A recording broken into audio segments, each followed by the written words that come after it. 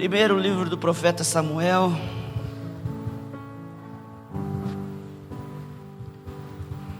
capítulo 4.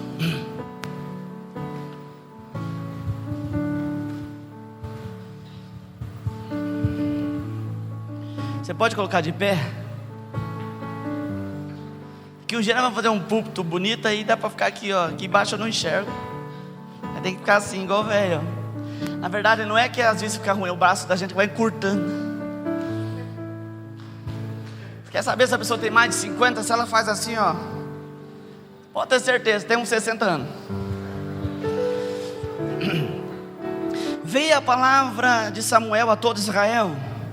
Israel saiu a peleja contra os filisteus e se acampou junto a Ebenezer. E os filisteus se acamparam junto a Feca. Dispuseram-se os filisteus em ordem de batalha para sair de encontro a Israel. E travada a peleja, Israel foi derrotado pelos filisteus. E estes mataram no campo aberto cerca de 4.000 homens. Versículo 3: voltando o povo ao arraial, disseram os anciãos de Israel: por que nos feriu o Senhor hoje diante dos filisteus? Tragamos de Siló a arca da aliança do Senhor, para que venha no meio de nós e nos livre das mãos dos nossos inimigos. Mandou, pois, o povo trazer de Siló a arca do Senhor dos exércitos, entronizado entre os querubins. Os dois filhos de Eli, Ofni e Finéias, estavam ali com a arca da aliança de Deus. Sucedeu que, vindo a arca da aliança do Senhor ao arraial, rompeu todo Israel em grandes brados e ressoou a terra. Ouvindo os filisteus a voz de júbilo, disseram: que voz de grande júbilo é essa no arraial dos hebreus?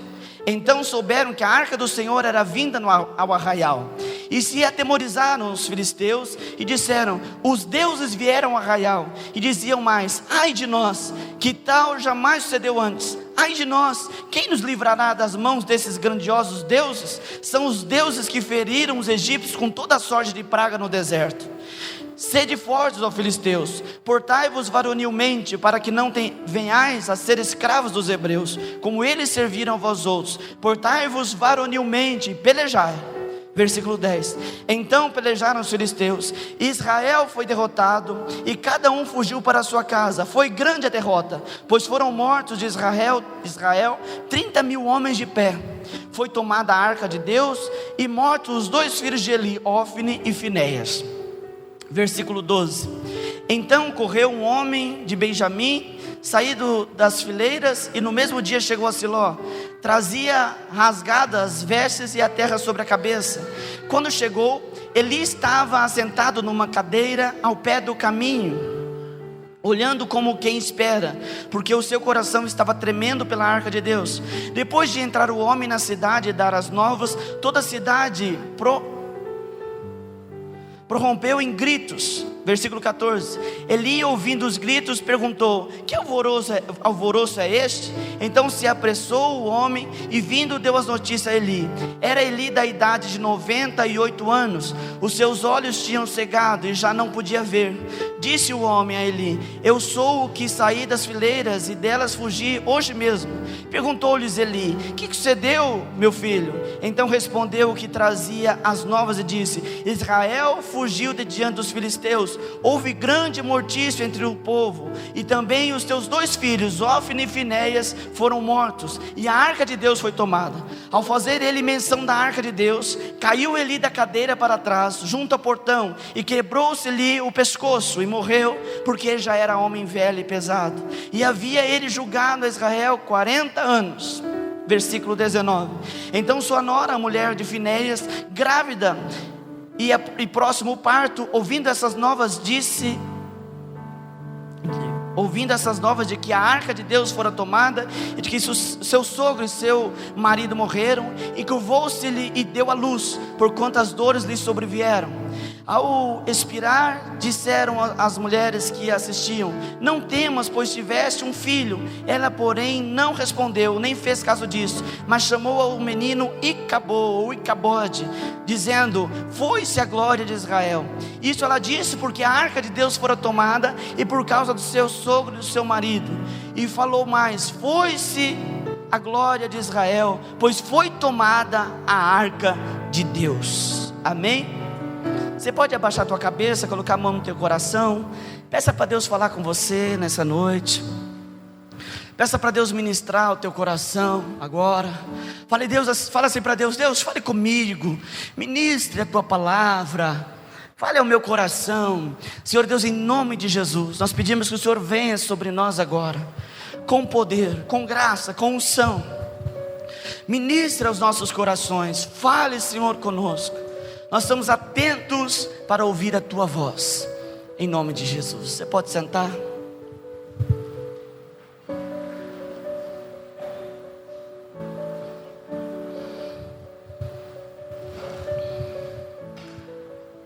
Olha assim para a pessoa que está ao teu lado e diga assim para ela: quando Deus passa a ser um fazedor de coisas. A palavra de Deus fala de algo trágico na vida do povo de Israel. Eles estavam passando por um momento difícil. Diante das batalhas, eles haviam perdido a primeira batalha contra os filisteus. E não sabendo mais o que fazer, eles resolvem trazer a arca de Deus, a arca da aliança. A arca, só para os irmãos entenderem, é como se fosse esse gasofilácio. Só não tinha esses pés nem rodinha, né? Cadê a irmã? Era carregada no ombro. Não tinha nem esses pés nem essas rodinhas, carregava no ombro. E era muito maior. Era feita de madeira de acácia e era revestida de ouro. E em cima ainda tinha 2 querubins. Eles ficavam de frente um para o outro e olhavam para dentro do propiciatório. A arca era algo que representava a glória de Deus. Lá dentro tinha as 10 tábuas, tinha um prato com maná, pão do céu, e tinha também a vara de Arão que floresceu, tudo lá dentro da arca. A arca tinha uma representatividade em Israel muito grande. Se você perguntar hoje aonde está a arca, vão dizer que não sabe. Mas eu tenho para mim que essa arca está bem guardada. Você imagina uma arca se perder desse jeito? Não, ela deve estar escondida em algum lugar. No tempo certo ela aparece. Mas a arca então foi algo que Deus criou, que Deus pediu para eles fazerem, porque representava a glória de Deus. Aonde a arca entrava, ali estava a glória de Deus. Por que, pastor, a glória de Deus tinha que estar em um objeto? Porque o Senhor não podia, pelo pecado, habitar no homem. Se você olhar na Bíblia, você vai ver que o que Deus derramava sobre o homem era unção. Moisés foi um grande homem de Deus, e Deus nem habitou nem sequer em Moisés. Quando Moisés quer ver Deus, Deus fala para ele: olha, então você fica escondido atrás de uma rocha aí que eu vou passar. E Moisés vê Deus passando e fica com o seu rosto resplandecente. Então a glória de Deus, ela não podia habitar no homem. Por quê? Por causa do pecado. Havia-se uma unção específica para fazer algo. Tanto é que quando Moisés instrui outras pessoas para ajudar a liderar, a Bíblia diz que Deus tira da unção de Moisés e dá para os outros. A unção, eu costumo dizer que ela era dada a conta-gotas, algo muito precioso, mas a glória de Deus não habitava no homem. A glória de Deus só habitava lá no jardim, Adão e Eva. Depois disso a glória de Deus não habita no homem. Claro que depois Jesus vem e restaura isso, e nós temos a glória de Deus. Por isso você tem que lembrar disso e se alegrar. Amém? Você precisa se alegrar com isso, porque isso é o maior feito que Jesus conquistou na cruz para você e para mim. Nós somos cheios, ou se quer, podemos ser cheios da glória de Deus. Amém? Olha para o irmão que está ao teu lado e diga assim: seja cheio da glória de Deus. Amém? Então, querido, mas não era assim naquela época. A arca de Deus, então, estava a glória de Deus. Era tão sério que ela não poderia ser carregada de qualquer jeito. E isso Deus está falando conosco, que a glória dele não pode ser levada de qualquer maneira. Precisava 4 levitas carregar a arca no ombro direito. Não era de qualquer jeito. A Bíblia fala que quando Davi foi tentar tirar a arca, trazer a arca do Senhor, ele colocou uma carruagem nova e bois novos. Mas a palavra de Deus diz que os bois tropeçaram. Por que os bois tropeçaram? Porque a arca não poderia ser carregada por boi. A arca precisava ser carregada nos ombros de levitas. Amém?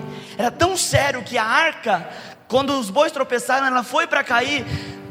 Um homem foi lá, não me lembro o nome agora, se alguém lembrar me ajuda. Um homem foi lá e tocou na arca, morreu na hora. Nem para ajudar pôde. Amém? Depois a arca vai para Obed-edom. Mas isso é depois desse fato que a gente acabou de ler aqui. Mas então, querido, a arca representava a glória de Deus. Aonde a arca estava, ali estava a glória de Deus. Então o povo, eles sabiam que quando chegava a arca, a glória de Deus estava com eles. Mas nesse período que a gente está lendo, a arca ficava em Siló, uma cidade onde Deus estabeleceu para ser a adoração a Ele. Uma cidade onde Deus estabeleceu e disse assim: aqui será o culto. Mas Siló já não estava mais oferecendo culto nenhum ao Senhor. Por quê? Por conta da corrupção. A palavra de Deus diz que Eli se tornou velho, cego. E você viu que ele estava pesado. Ele era um sacerdote cego, velho e gordo. E ele não ensinou os filhos dele. Eu não vou entrar aqui em mérito de questão, dizer por que os filhos deles eram assim. Mas na questão bíblica, o sacerdote, ele era algo que era vinha do seu pai, que adivinha do seu pai. Então Eli tinha que deixar seus filhos como sacerdotes. E eles de fato eram, mas eram sacerdotes corruptos. A palavra de Deus diz que as pessoas ofereciam sacrifício e eles davam parte do sacrifício para Deus e retinham a outra parte. Já ouviu falar que tem pastores aí que roubam a igreja? Já ouviu falar? Já ouviu falar que o pastor rouba dízimo, ofertas? Pois é, irmãos, a gente não tem nada a ver com isso, porque eles serão julgados por Deus. Amém? Ofni e Finés fazer isso. O povo ia oferecer sacrifício a Deus, e a Bíblia diz que eles enfiavam os garfões, e isso vem de algo chamado tridente, que é do capeta. E eles enfiavam os garfões e arrancavam a oferta. E mais do que isso, a Bíblia diz que na porta do templo eles se prostituíam. Então o culto ao Senhor não passava de uma hipocrisia, de uma religiosidade, de algo que era mecânico. Misericórdia, né? Olha para a pessoa que está do lado e diga assim: misericórdia. Diz assim para ele: cruz, credo. Culto mecânico, isso está longe da gente. A gente não faz essas coisas. Culto mecânico. Não tinha mais presença, não tinha mais unção. Eles estavam achando que eles eram deuses. Eles estavam achando que nada acontecia. Puxa vida, já viu aquelas pessoas que a gente fica sabendo que roubavam em loja? Pastor, misericórdia, Deus perdoa. Glória a Deus, Deus perdoa mesmo. Deus perdoou eu, como diz, eu vou falar igual Paulo aqui. Deus perdoou eu, que sou o pior dos pecadores. Mas sabe como que funciona? A pessoa, ela não rouba uma grande quantia. Ela vai lá e rouba 10 reais e ninguém nota. Depois ela rouba 20 e ninguém nota. Depois ela rouba 100, depois ela rouba 1000, ninguém nota. 2000, ninguém nota. Ela rouba 10.000 e ela fica esperando alguém notar. Ninguém nota. Até que alguém descobre que foi roubado 50 mil reais. Porque a coisa, ela é crescente. A Bíblia diz que um abismo puxa outro abismo. E sabe o que Deus faz? Deus fica quieto esperando você se arrepender. Eu estou falando um exemplo, mas pode ser por qualquer coisa, por qualquer pecado. Deus te dá tempo. Quando, só para a gente contextualizar aqui, quando os muros de Jericó vão ruir, Raabe, a meretriz, prostituta, ela resolveu abrigar os espias. E por ela abrigar os espias, houve uma palavra na vida de Raabe, que a casa dela não seria destruída. E o sinal era um cordão vermelho, escarlate, que seria pendurado. E só para você ter ideia, caiu todo o muro de Jericó, que só para você ter mais ideia ainda, era 9 metros de largura. Ruíram os muros de Jericó, só ficou a parte do muro que estava a casa de Raabe. Glória a Deus. Por que ficou? Porque havia um cordão escarlate, um cordão vermelho. E sabe como chamava aquele cordão? Tiquevá, que é o nome que se dá para a misericórdia de Deus. Sabe por que Deus não age no mesmo instante que a gente erra? Porque Deus é o Deus de misericórdia. Amém? O que é misericórdia? É olhar para mim, olhar para você pela miséria do nosso coração. Isso é misericórdia. Mas a Bíblia fala do cordão da misericórdia, mas ele tem um tamanho. No momento ele se rompe. Amém? Tem muita gente que vai testando Deus. Já viu criança falar assim, não faz isso? Por exemplo, você fala para a criança assim, não mexa, ela faz assim, ó. Você fala não, aí você distrai ela, acabou. A gente está esperando Deus falar alguma coisa, a gente vai desafiando Deus. Cada passo é desafiado a Deus. Vai pecando, vai errando, e a gente vai esperando Deus fazer alguma coisa. Eu vou dizer para você, Deus não vai fazer. No bom sentido, Deus te dá corda. Foi assim que aconteceu com Ofni e Finéias, os 2 filhos de Eli. Roubavam, prostituíam, nada acontecia, não caiu fogo do céu, não abriu a terra como aconteceu com o povo que falava de Arão, os filhos de Corá. Não abriu a terra, não houve nenhum julgamento. E eles continuaram errando, se prostituindo, continuaram deixando. Mas chegou o dia que eles foram derrotados. Aquela potência, aquilo que eles achavam que eles já estavam num nível que eles achavam que eles podiam qualquer coisa, eles perdem. 3.000 homens morrem na guerra. Sabe o que eles fazem? Eles olham e dizem assim para os sacerdotes: por quê? Por que Deus permitiu isso? Traga a arca. Agora eles lembraram da arca. Diga para a pessoa que está do lado, agora eles lembraram da arca. Traga a arca que está em Siló. Ninguém nem lembrava mais aonde ficava Siló. Ninguém mais lembrava onde ficava o templo do Senhor. E eles dizem: traz a arca. Trouxeram. Quando a arca chegou, irmãos, eles deram tanta glória a Deus, eles deram tanto aleluia. Imagine juntar umas 20.000 Assembleias de Deus. Aquilo estremeceu a terra. Eu fui pregar uma vez na Assembleia, não deixaram nem eu pregar. Eu falava: Deus, aleluia, glória a Deus. E eu tive que cair no manto também. E ficou nisso mesmo. Querido, o povo começou a gritar, dar brados de vitória, porque a arca de Deus chegou. Ou seja, resolveu os nossos problemas.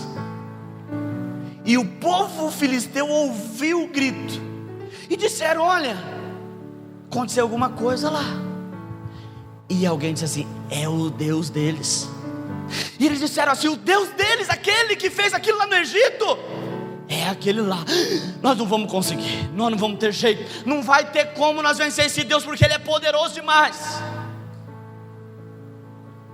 Diga assim para a pessoa que está ao teu lado: o inimigo estava mais crente do que os crentes. E o filisteu começou a ficar com medo agora de Deus. Aí alguém levanta e diz: não. A Bíblia não fala, só entra o diálogo. Não, portai-vos varonilmente e pelejai. E o povo diz: então nós vamos. E eles vão. Chega lá, irmão, você imagina, a arca de Deus está lá. O Deus, irmãos, a fama de Deus era tremenda. Deus pegou o povo, tirou do Egito, a maior potência da época, e saiu matando egípcios. O mar abriu. A fama de Deus era tremenda. Eles chegam meio com medo, dá uma espadada, viu que caiu, não aconteceu nada. E a arca lá, a arca lá.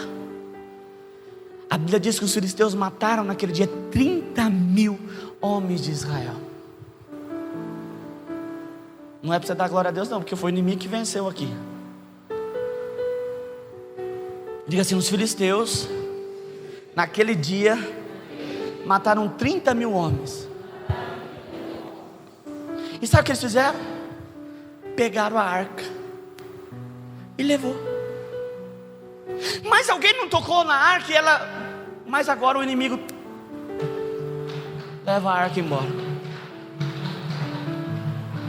Ela vai. A arca vai embora. Irmãos, o povo fica empavoroso. E agora? Eu não posso fazer. Vem aqui, Gabriel, porque as cadeiras não me aguentam.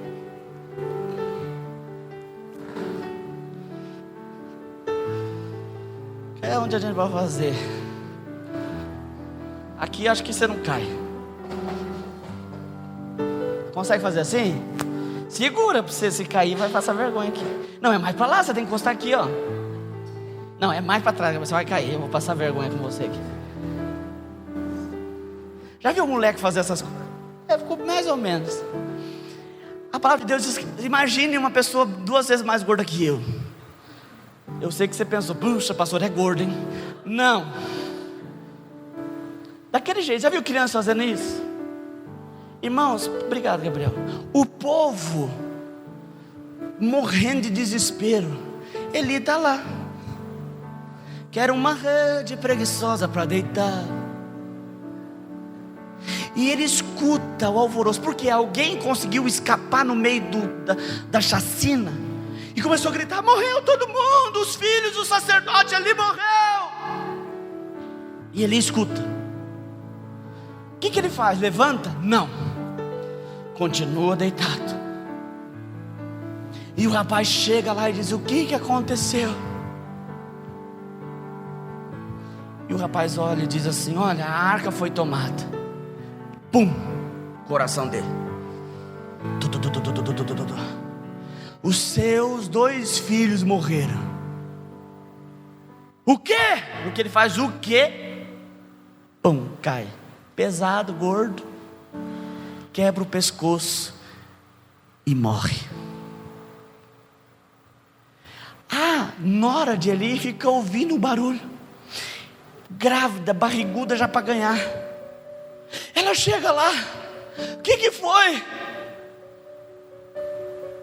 Disseram para ela: olha, levaram a arca e o seu marido morreu e o seu sogro acabou de morrer. Ela entra em trabalho de parto. Um menino nasce.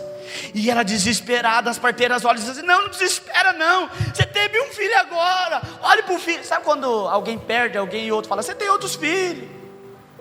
Consolo da desesperança, chama isso. E todo mundo diz: não desespera não, você acabou de ser mãe, olha que lindo. E a Bíblia diz que ela não dá nenhuma voz. E ela olha para o menino e diz assim: você é chamado de Icabode. Na Bíblia está Icabô. Foi-se a glória de Deus. Foi-se a glória de Deus.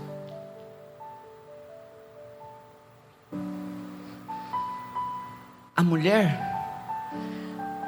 não deu a mínima para o sogro, não deu a mínima para o marido. Ela está preocupada que a glória de Deus foi embora. Você vê a seriedade que era isso. A seriedade. E a arca foi ficar lá com os filisteus. Foi ficar, não dá certo, né? Mas ela foi lá e ficou com eles lá, com os filisteus. Por que isso? Porque Deus para eles se tornou um Deus fazedor de coisas. Na hora do apuro, Deus, existe Deus, chama lá Deus.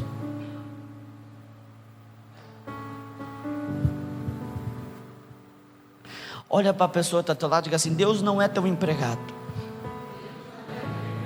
Diga assim para ele ou para ela: Deus não é seu fazedor de coisas. Amém? Irmãos, a corrupção, a perversidade, a falta de santificação estava no meio do povo. E o povo achou que Deus era obrigado a fazer tudo o que eles queriam. Eu quero desafiar você nessa noite a pensar o que Deus é para você. Deus é um fazedor de coisas ou Ele é Deus? Você tem buscado a Deus por aquilo que Ele tem feito ou por aquilo que Ele é? Qual é a sua motivação em servir ao Senhor?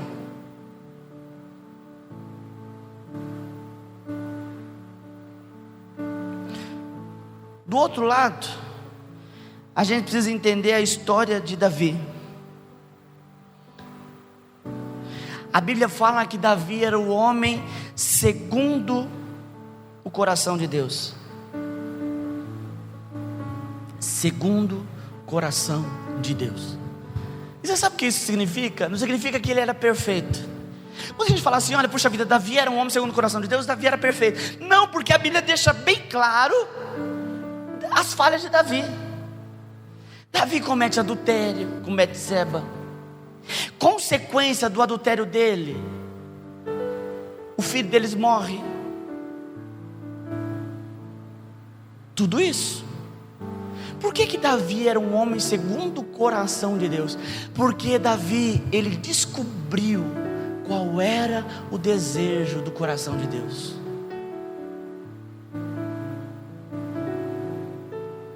Davi descobriu. Davi, a palavra de Deus diz que ele era adorador. A Bíblia fala que Davi expulsava, a Bíblia fala acalmava, mas ele expulsava os demônios com a harpa. Eu sou apaixonado em harpa. Claro que a de Davi era muito simples, mas eu sou apaixonado. Aquilo lá não tem, é interessante, está acabando, ninguém mais toca aquilo. É muito difícil, mas é lindo. E Davi, ele dedilhava. O rei Saul começava a querer endemoniar, e Davi ia lá, o demônio saía. Davi escreveu a maior parte dos salmos. Nem todos os salmos são de Davi, mas Davi escreveu salmos lindos. E a maior parte dos salmos de Davi, creio eu, que foi escrita quando ele não era rei. A palavra de Deus diz que Davi venceu o leão e o urso. Diga assim comigo: Deus estava lá quando Davi venceu o leão e o urso. Quando Saul fala: mas você pode? Ele diz: eu já venci leão e urso, peguei na barba do leão. Deus estava lá quando Davi venceu Golias. Diga assim comigo: Deus estava lá quando Davi venceu Golias. Mas Davi não priorizava aquilo que Deus poderia fazer. Em nenhum momento você vê Davi dizendo: ah, Deus, eu quero isso, ah, Deus, eu quero aquilo. Davi adorava o Senhor, Davi clamava ao Senhor em adoração. Quando Deus resolve tirar tudo, Davi diz assim: Senhor, tira tudo de mim, mas não tire a sua presença.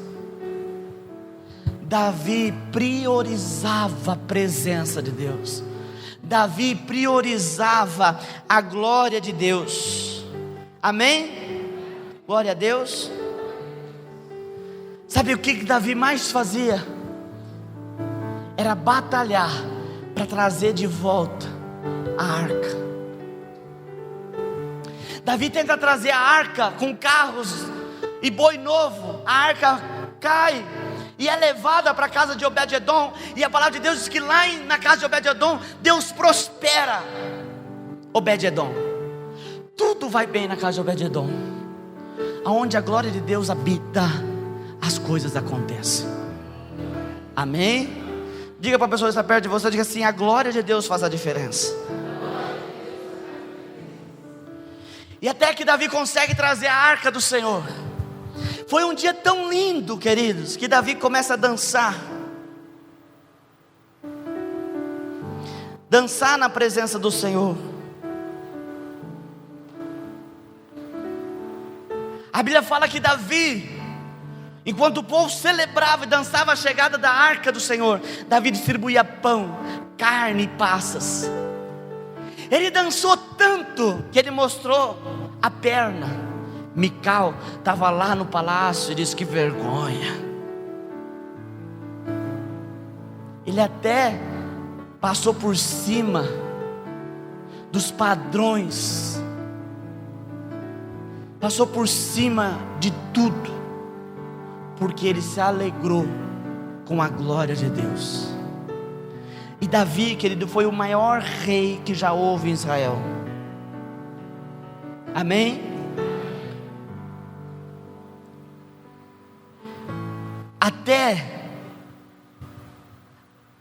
Até hoje, nenhum rei se compara com Davi. Davi, para você ter ideia, ele muda Israel. Inclusive ele muda até a situação financeira de Israel. o maior desejo de Davi era construir um tabernáculo para que a arca do Senhor habitasse, porque até então continuou habitando em tenda. Ele queria fazer um templo, e Deus não permitiu, por uma questão que eu acredito que Davi exaltaria o seu coração, e Deus não permitiu. E Davi também é um homem de mãos de sangue, e Deus então dá essa responsabilidade. Davi prepara tudo para que o filho dele Salomão pudesse construir o templo. Davi priorizou a glória de Deus. Davi priorizou a glória de Deus. Eu acho lindo quando Davi adultera e Betseba fica grávida. Quando o filho está à morte, ele vai lá e se joga no chão e fica em jejum. E quando a criança morre, ele sai do jejum, sai do pranto. Aí alguns poderiam dizer, mas Davi não se revoltou com Deus? Não, porque o que ele mais queria é a presença de Deus. E Davi entende o que estava acontecendo, que era consequência do pecado dele. Amém?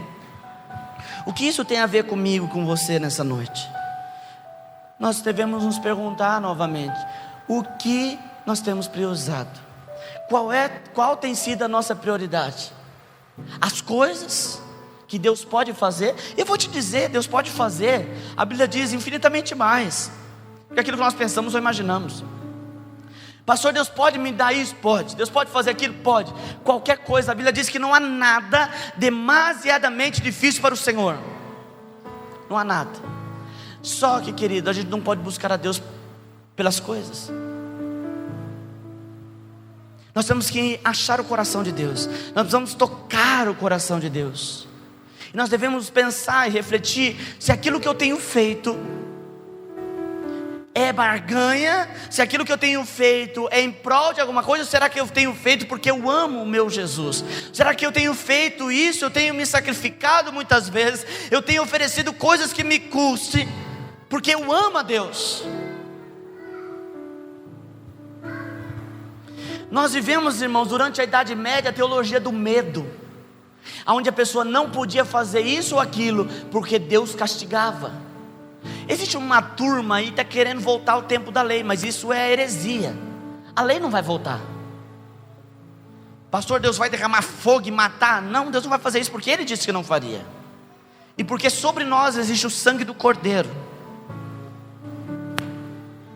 Muita gente quer seguir regra.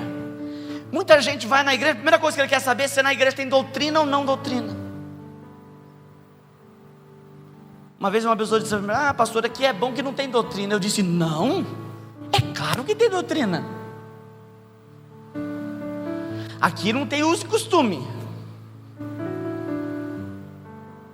Uso e costume não tem.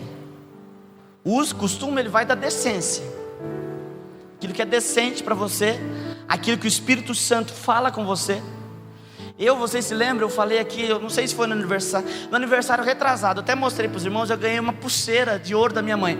Eu tinha um desejo de ter uma pulseira de ouro há muito tempo. Quando eu era menino, eu acho que eu herdei isso do meu pai. Meu pai era cantor sertanejo, e ele usava umas correntonas de ouro. Foi vendendo, que acabou com tudo. Ficou só com umas falsas lá da 25 de março. E eu acho que eu herdei isso do meu pai, e eu queria uma pulseira de ouro. E aí minha mãe fez um sacrifício, não é barato, uma pulseira de ouro é caro. Minha mãe fez um sacrifício e me deu. Pus no pulso.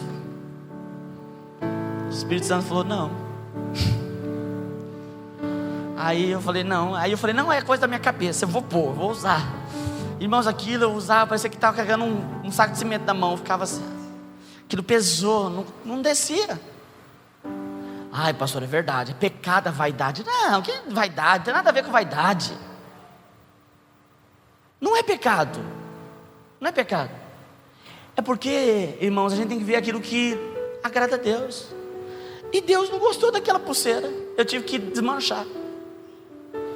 A pastora olhou e falou assim: mas tua mãe te deu com sacrifício. Eu falei: mãe, eu não consigo usar, eu vou desmanchar. Eu desmanchei e fiz uma corrente. Fica mais escondidinha.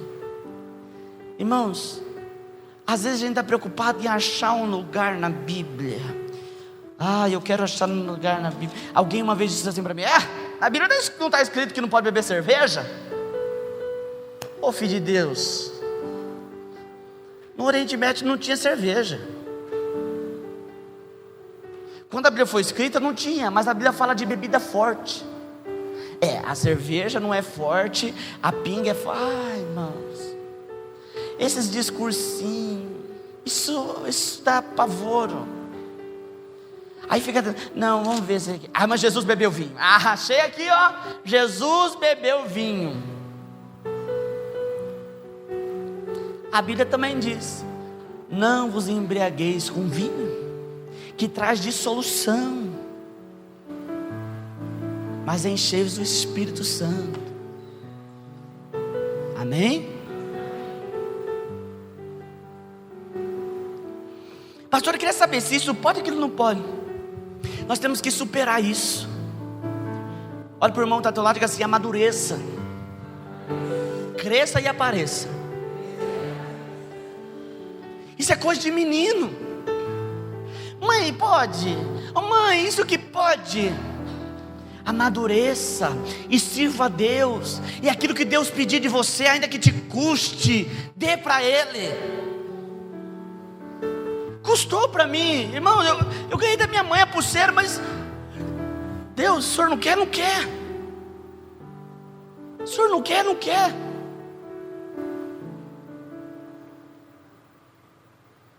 Deus valoriza o seu crescimento. Eu li isso daqui esses dias e eu queria replicar isso. Quando Isaac nasce, a Bíblia diz que houve riso. Isaac significa sorriso, riso. Mas quando ele foi desmamado, houve um banquete.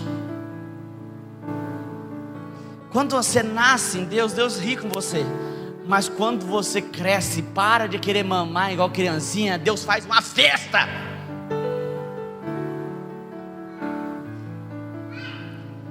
Um amenzinho. Amém, querido? Amém. Não, pastor. Eu sou criancinha, pastor. Eu só tenho 5 anos de crente. Meu Deus. Pastor, eu cheguei na igreja esses dias. Não tem nada a ver. Já chega crescendo. Aleluia.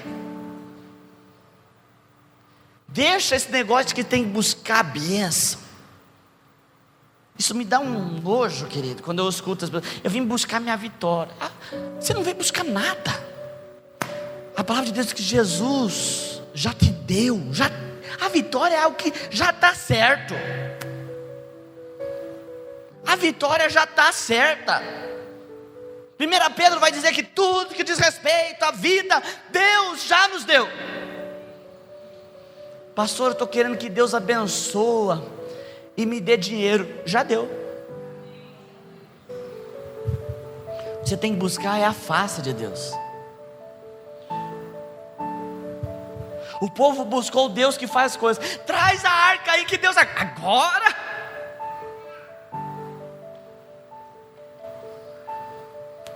Eu vi no retiro, fizeram a comparação, fizeram uma brincadeira lá e disseram assim que aquela música do Sabor de Mel, aquela música de vingança, Sabor de Mel é uma música de vingança.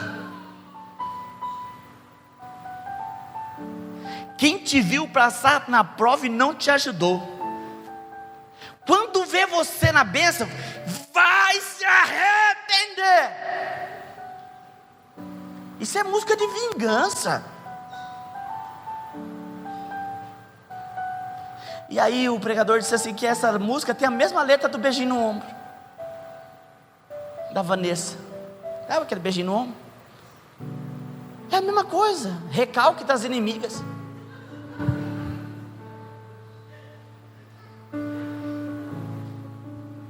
Porque é a sede de querer estar lá no alto.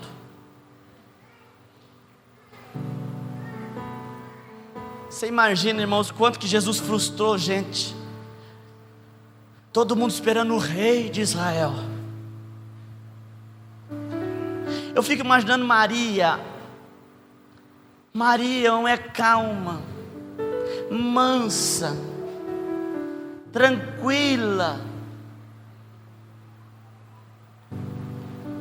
Sede, ó vós mulheres, como Maria. Acabei de criar esse versículo.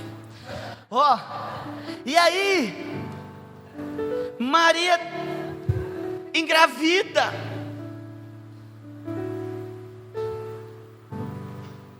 E o marido dá uma olhada assim, ele não dormiu com ela. O noivo, né? Olha assim, ela diz, é do Espírito Santo. Aí, irmãos, eu vou dizer para você que José era mais manso ainda. Para acreditar nisso. E o anjo aparece e confirma para ele. Aí, irmãos, Herodes dá uma ordem para matar toda criança. E eles vão fugindo. E o menino nasce em Belém. Nasce num lugar onde as pessoas colocavam seus animais. Tinha um hotel. Do lado do hotel um estábulo. A pessoa vinha com o cavalo, ia dormir no hotel e deixava o cavalo no estábulo. E José chega com Maria e diz: olha, eu preciso de um quarto. Ele diz: não tem lugar para vocês aqui. Eu posso dormir junto com os cavalos? Pode ir lá. E Maria lá naquele lugar dá a luz ao menino. E ele nasce numa manjedoura. É colocado numa manjedoura. Não tinha berço de ouro. Não tinha.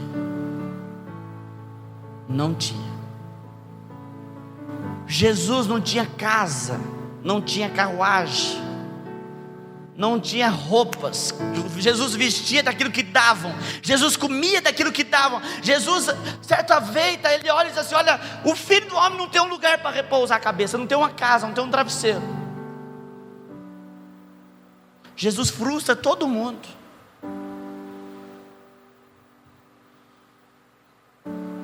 Jesus frustraria a nossa geração se ele chegasse aqui como chegou naquele tempo.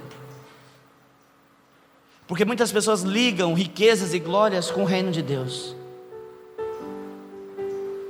Gostaria de dizer para você: pastor, o reino de Deus é pobreza, simplicidade? Não, o reino de Deus é muito maior do que essas coisas. O reino de Deus é muito maior do que qualquer uma dessas coisas. Jesus morre, querido, nu, crucificado. Para nós, crucificação é um castigo. Naquela época era uma desonra. Quem que estava lá sendo crucificado junto com Jesus? 2 ladrões. Jesus foi comparado a um mão leve, a um vagabundo.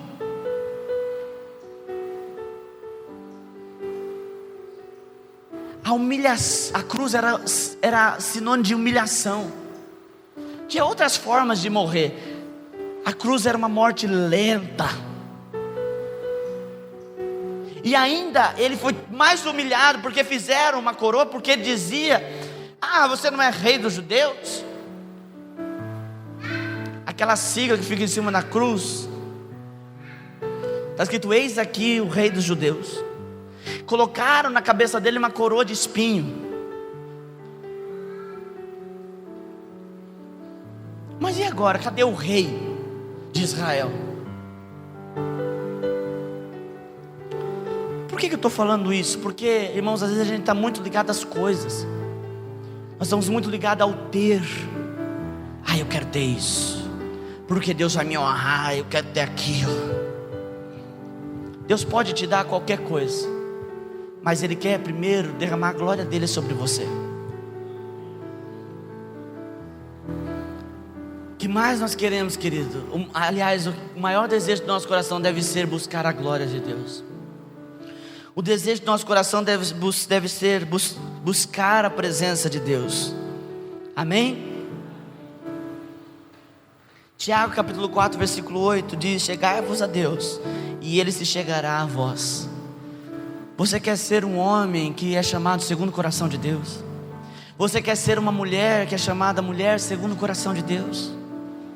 Então nós precisamos buscar a face de Deus.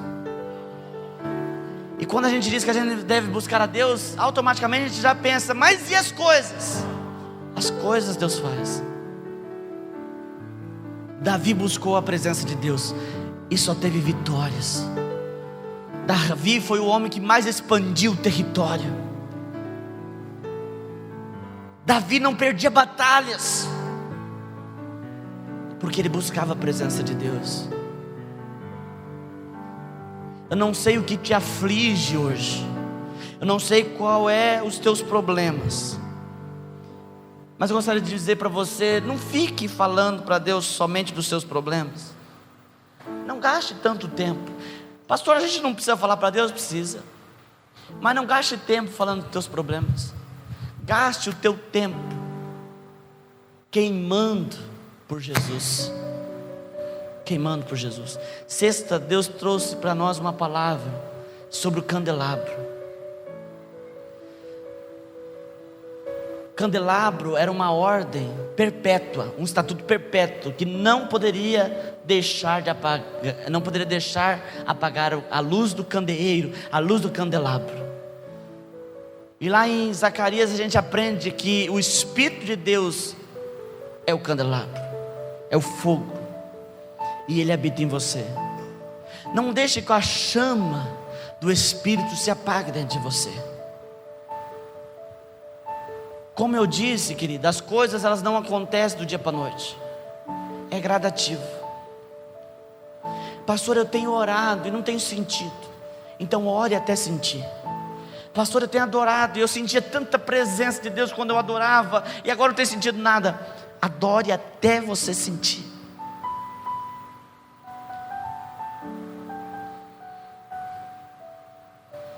Não se preocupe com ordem. Ah, pastor, eu estou aqui no culto, se eu chorar, e daí? Davi, quando ele foi tocado pela glória de Deus, ele dançou. Escandalizou alguns, escandalizou. E daí? O seu compromisso deve ser com Deus e não com pessoas. O Senhor Jesus disse assim: olha, muitos odiarão vocês por causa do meu nome. Pastor, mas se eu falar para a família que eu não vou, eles não vão gostar de mim. E daí? Se você ir naquele lugar vai te atrapalhar, vai atrapalhar a sua vida espiritual, não vá.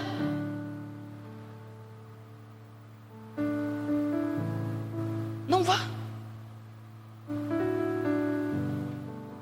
O que você tem que priorizar é a presença de Deus na tua vida. A presença de Deus, a palavra de Deus deve ser o seu norte. É ela que vai determinar se você faz ou não, se você sente ou não, se você entende que o Espírito Santo está lá com você ou não. Não está escrito aqui na Bíblia que é proibido usar pulseira, mas o Espírito Santo falou comigo. O Espírito Santo fala com você. É mesmo, pastor, eu estou fazendo as coisas erradas aqui, mas o Espírito Santo não falou nada. Não, o que está na Bíblia você tem que obrigatoriamente fazer.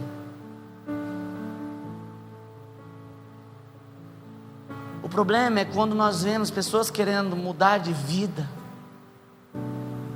mas não busca Deus, mas não ora, mas não lê a Bíblia, não gasta tempo com Deus. Querido, não adianta. Você vai andar, você vai patinar, mas não vai sair do lugar.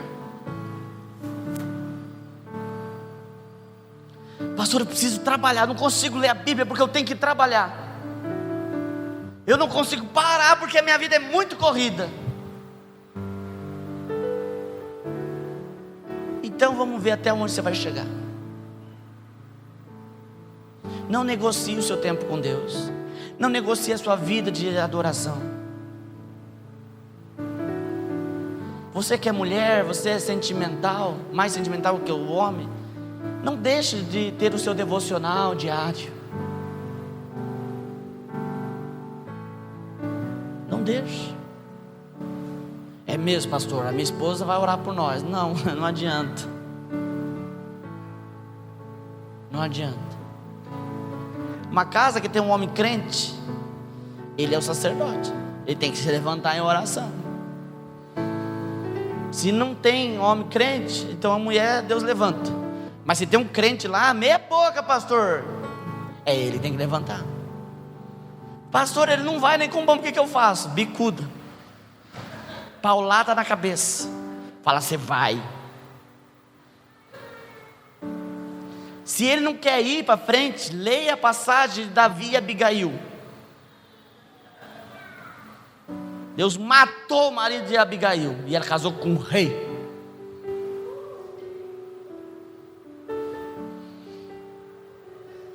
Tem gente que quer resolver a situação, é só orar. Ora para Deus. A palavra de Deus diz que o marido de Abigail, ela chegou assim, diz, amorzinho, o rei vai passar aqui, vamos fazer comida para o rei? Não, essa comida aqui é só minha. Aí ele pega a comidinha dele lá, é só minha essa comida, põe na boca, engasga, pau, morre. E o rei diz, e teu marido? Ela diz, eu sou viúva, meu irmão. Aí ele diz assim para ele, então dá a sua mão em casamento.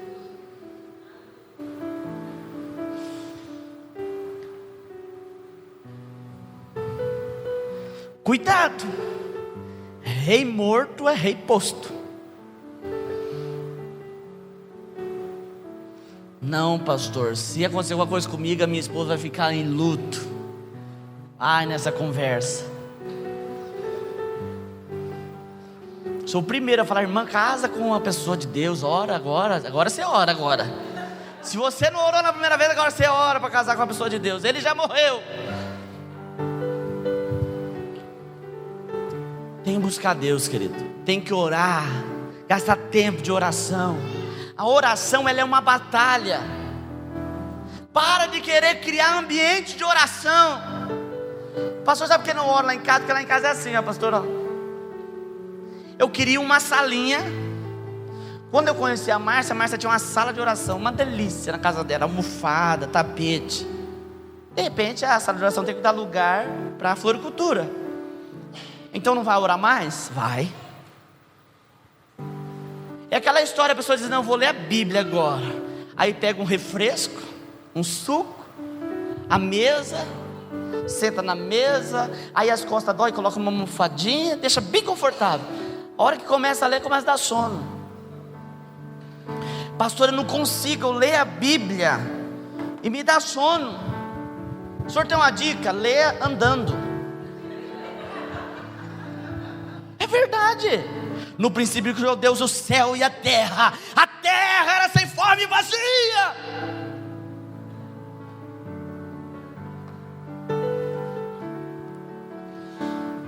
Eu vou ler a Bíblia agora. Eu sei como é, querido. Você começa a ler aquelas letrinhas, começa a espalhar assim, ó. Senhor Jeová, me ajuda, Senhor. Aí você lê 3, 4 versículos e você fala assim, o Senhor dá os seus enquanto dorme. Gaste tempo de oração. Ler a Bíblia é difícil. É igual você pegar um motor velho e querer dar partida nele. Você vai dar partida, que aquilo vai demorar, aquilo está preso. Você vai orando, vai buscando a Deus, vai orando. Eu estou preocupado, irmão, porque essa geração não está lendo a Bíblia.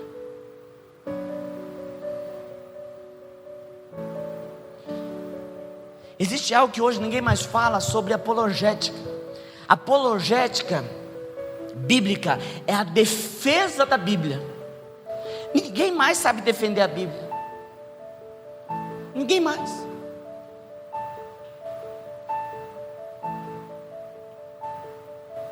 Lembra lá das 5 solas?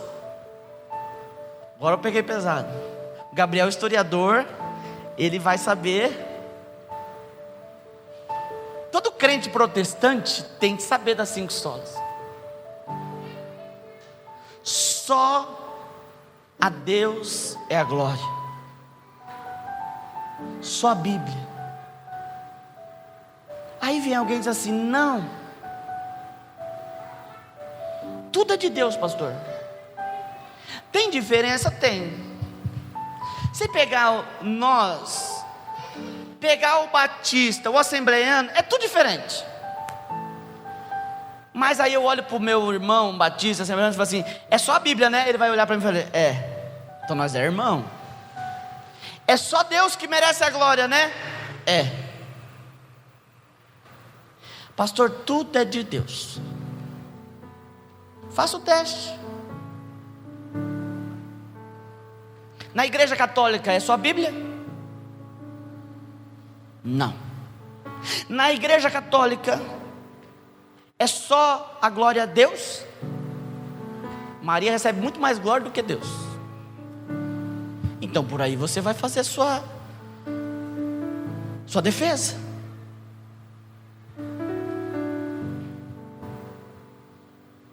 Você está entendendo? Para isso você tem que ler a Bíblia. Tem gente que tem até medo de falar que é crente, para alguém fazer alguma pergunta e não saber responder. O que é isso?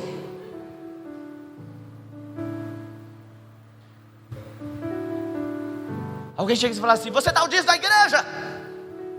Uhum. Fica dando dízimo, pastor, lá na sua igreja? Uhum. Por que você dá o dízimo na tua igreja? Eu vou fazer o seguinte, me dá o seu telefone, eu vou falar com o pastor, e aí depois eu te respondo. Depois eu te respondo. Por que você não bebe? Religião não permite. Não. Mas por quê? Religião não permite. Primeira coisa, quando alguém fala assim: você dá o dízimo? Você fala assim: eu não dou, eu devolvo, porque o Deus que eu sirvo é o Deus que me dá todas as coisas, e eu só trago como devolvido 10%, porque eu quero honrar o meu Deus e a casa do meu Deus. Por que você não bebe? Porque o meu corpo é templo do Espírito Santo, e em mim Ele habita. Não, eu vou ver ali, eu vou ver lá com o pastor, eu te respondo. Lê a Bíblia. A palavra de Deus diz que Jesus foi tentado pelo diabo 40 dias. E sabe com o que ele foi tentado? Jesus? Com a Bíblia.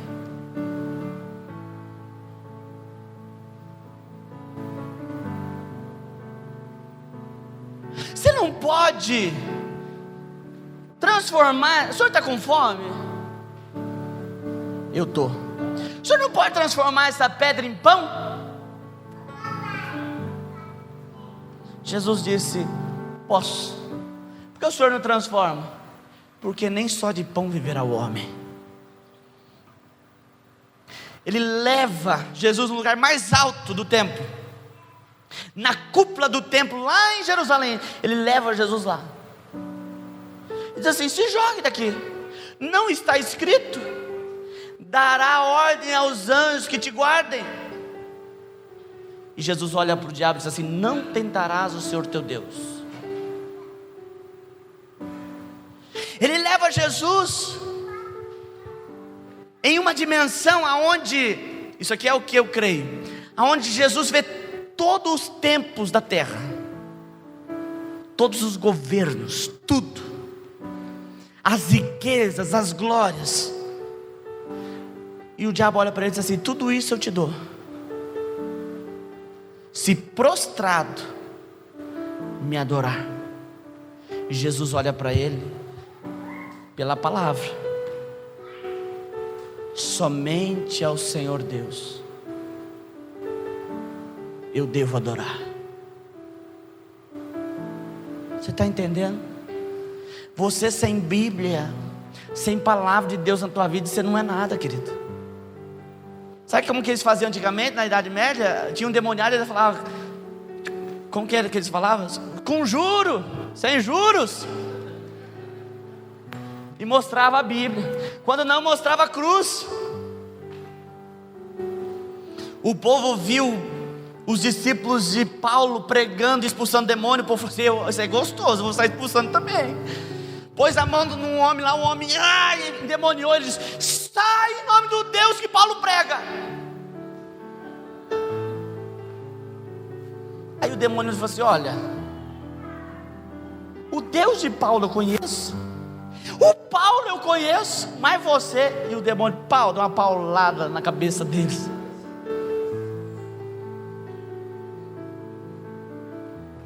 Você quer enfrentar a batalha dentro da sua casa, você quer enfrentar a batalha dentro da sua empresa, você não tem arma.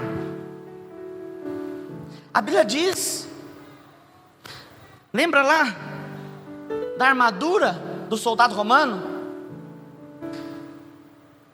Sandália da preparação do evangelho da paz, cinto da verdade, couraça da justiça, capacete da salvação, braço esquerdo, escudo da fé,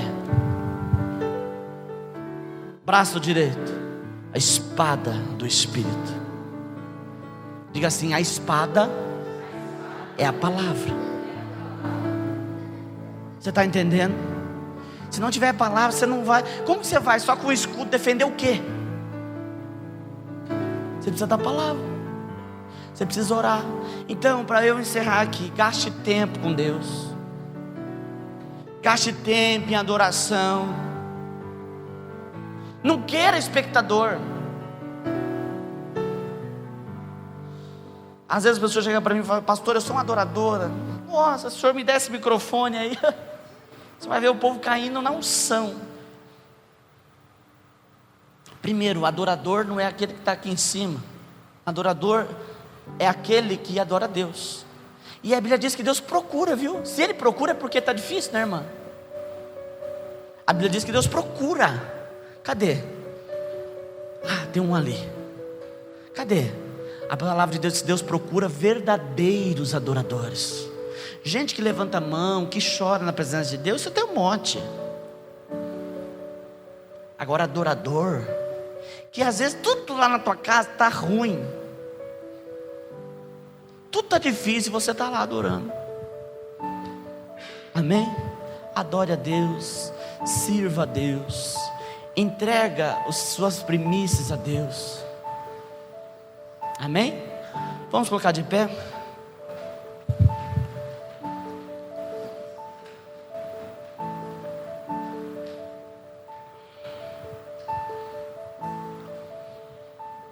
O Evangelho, presta atenção nisso que eu vou te dizer. O Evangelho, ele não te afronta, mas ele te confronta. Diga assim: o Evangelho não me afronta, ele me confronta. Afrontar é diferente de confrontar. Afronta é quando fica te pirraçando para você ficar irado. O Evangelho não faz isso, mas ele vai te confrontar. Pastor, está tudo tranquilo na minha vida. Então fique esperto. É perigoso quando tudo está tranquilo.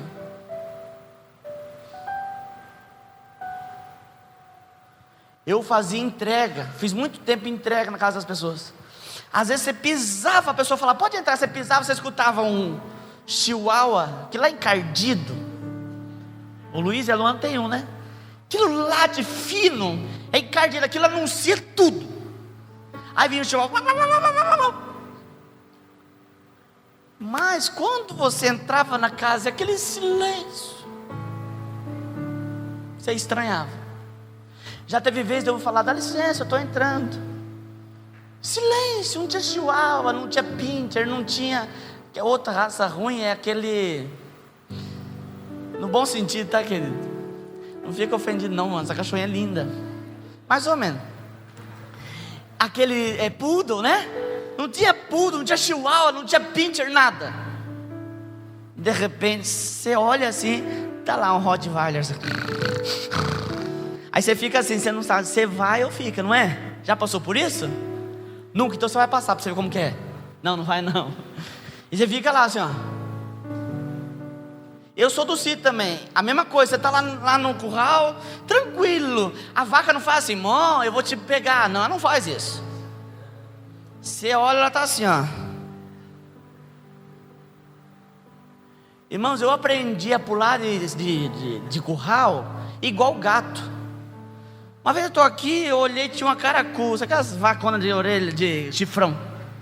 Eu só olhei, só fiz assim, ó. Pronto. Gente, aquilo lá é um The Flash. Ela veio, eu fiz assim, ó. E pulei do outro lado, igual gato. Ela veio assim no curral e pau! Rachou as tábuas do curral. Era para ser eu ali. Mas ela não avisa. Pastor, está tão bom minha vida. Você está orando? Não, mas está tudo bem. Você está jejuando? Estou não. Eu jejuei esses dias, pastor. Eu jejuei carne. Claro, a carne está cara, né? É fácil jejuar carne. Pastor, está tudo bem. Estranha.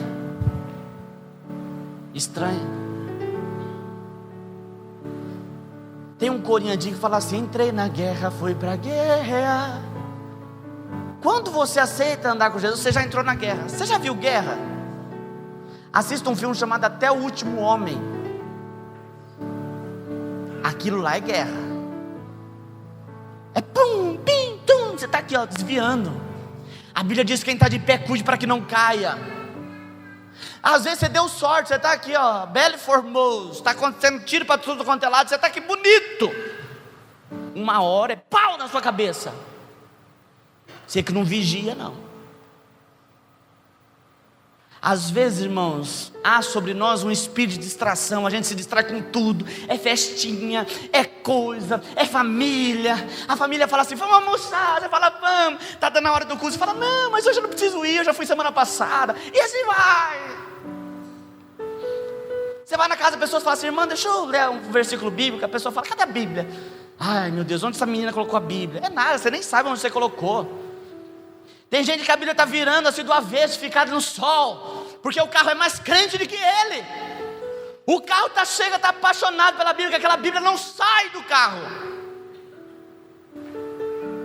Fica lá desbotando. Pastor, achei a Bíblia, está aqui, ó. Você vai abrir a Bíblia do irmão, abre no 91 e não fecha nem a pau, só no 91, está até amarela. Porque ele acha que se ele abrir no 91, ele vai ser vitorioso, porque 91 diz que praga não vem sobre você, seta que voa de dia não vem sobre você. Pastor, não pode ler o Salmo 91, 92, 93, 94, 119, 23, 24, 25, Gênesis, Êxodo, Levítico, Números, Deuteronômio, Apocalipse. Leia a Bíblia. Leia a Bíblia. Amém? Leia a Bíblia. Há tempo para tudo. Há tempo para tudo. Cuidado com o espírito de distração. Há tempo para tudo. Há tempo para juntar com a família. Há tempo para ficar sem família. Há tempo para tudo. Presta atenção em qualquer dia que acontecer isso com você. Você está arrumadinho para vir no culto, vem alguém e bate palma na tua casa. Oi. Aí você fala, você educa, você fala: entra. E vai dando horário do culto. Aí você resolve falar para a pessoa: olha, eu tinha que ir para a igreja, mas tudo bem, eu fico aqui. Sabe o que vai acontecer no outro culto? Vai aparecer um enviado do cão de novo. Melhor coisa que você tem que fazer é falar assim: olha, dá licença, pode ficar à vontade aí, ó, tem comida na geladeira, tem água, tem as coisas, banheiro, chuveiro. Eu estou indo para o culto. Priorize as coisas de Deus. Priorize as coisas de Deus. Vai lá no seu celular, lá onde gerencia o seu tempo de uso, e vê quanto tempo você está gastando no celular.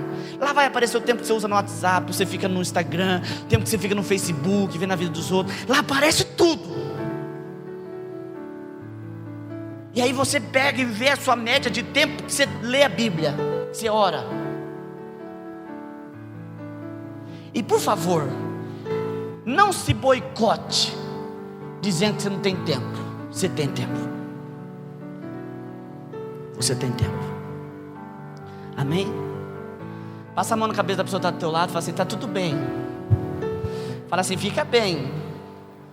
Assim, o pastor não está bravo não, está tudo bem. Está tudo certo.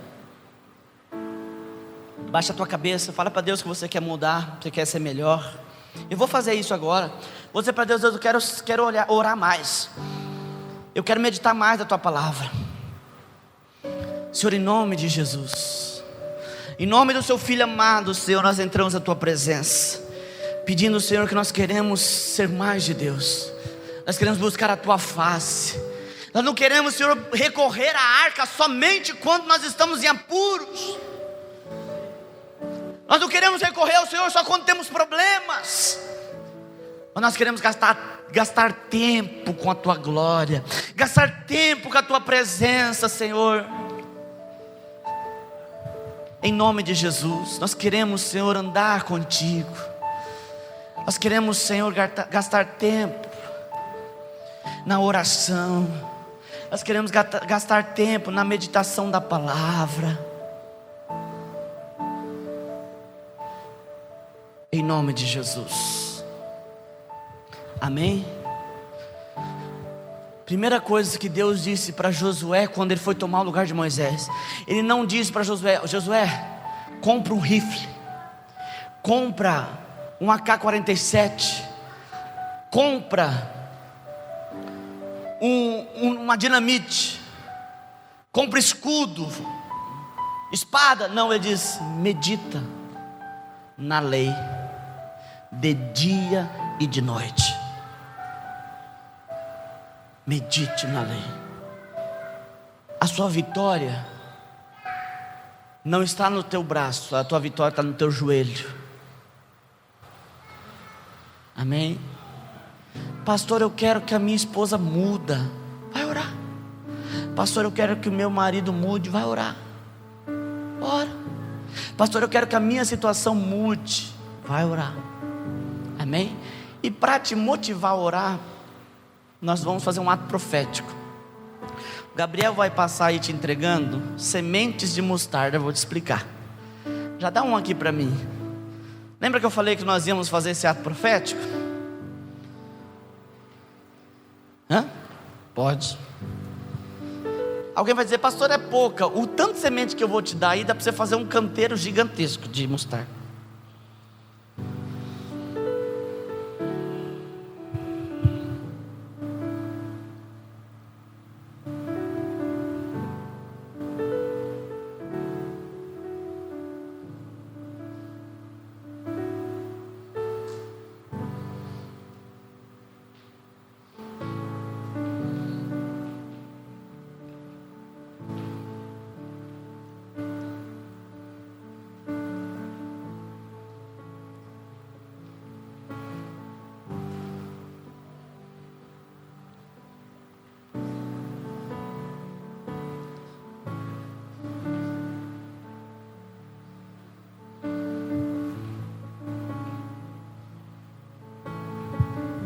Tem gente que está preferindo o Gabriel pregando aqui, diz que é rápido. A gente vai ficando velho, a gente vai ficar contador de história.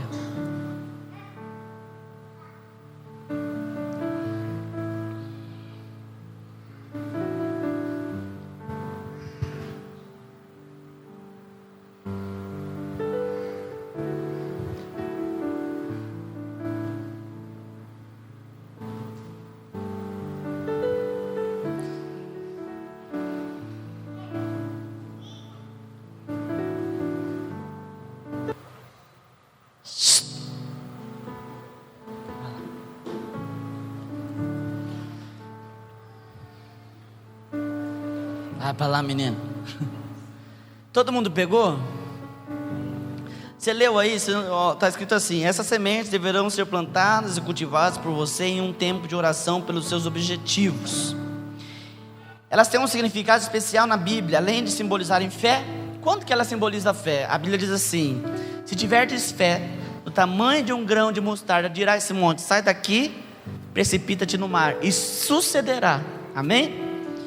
Jesus usa-as como exemplo para falar do reino de Deus, nos revelando que o Senhor pode fazer grandes coisas até mesmo de algo tão pequeno.